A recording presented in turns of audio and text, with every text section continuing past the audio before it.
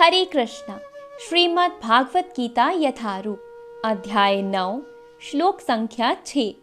जिस प्रकार सर्वत्र प्रभामान प्रबल वायु सदैव आकाश में स्थित रहती है, उसी प्रकार समस्त उत्पन्न प्राणियों को मुझ में स्थित जानो। तात्पर्य: सामान्य जन के लिए यह समझ पाना कठिन है कि इतनी विशाल सृष्टि भगवान पर किस प्रकार आश्रित है, किंतु भगवान उदाहरण प्रस्तुत करते हैं जिससे हमें समझने में सहायता मिले। आकाश हमारी कल्पना के लिए सबसे महान अभिव्यक्ति है और उस आकाश में वायु विराट जगत की सबसे महान अभिव्यक्ति है। वायु की गति से प्रत्येक वस्तु की गति प्रभावित होती है, किंतु वायु महान होते हुए भी आकाश के अंतर्गत ही स्थित रहती है, वह आकाश से परे नहीं होती। इसी प्रकार समस्त विचित्र विराट अभिव्यक्तियों का अस्तित्व भगवान की परम इच्छा के फल स्वरूप है। वे सब इस परम इच्छा के अधीन हैं। जैसे कि हम लोग प्राय कहते हैं, उनकी इच्छा के बिना एक पत्ता भी नहीं हिलता।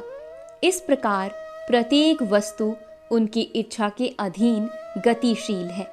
उनकी ही इच्छा से सारी वस्तुएं उत्पन्न होती हैं, उनका पालन होता है और उनका संहार होता है। इतने पर भी वे प्रत्येक वस्तु से उसी तरह पृथक रहते हैं जिस प्रकार वायु के कार्यों से आकाश रहता है। उपनिषदों में कहा गया है, वायु भगवान के भय से प्रवाहित होती। बृहदारण्यक उपनिषद में कहा गया है, भगवान की अध्यक्षता में परमदेश से चंद्रमा, सूर्य तथा अन्य विशाल लोग घूम रहे हैं। ब्रह्म संहिता में भी कहा गया है, यह सूर्य की गति का वर्णन है। कहा गया है कि सूर्य भगवान का एक नेत्र है और इसमें ताप तथा प्रकाश फैलाने की अपार शक्ति है। तो भी यह गोविंद की परम इच्छा और आदेश के अनुसार अपनी कक्षा में घूमता रहता है। अंततः हमें वैदिक साहित्य से इसके प्रमाण प्राप्त हैं। यह विचित्र तथा विशाल लगने वाली भौतिक सृष्टि पूरी तरह भगवान के वंश में है।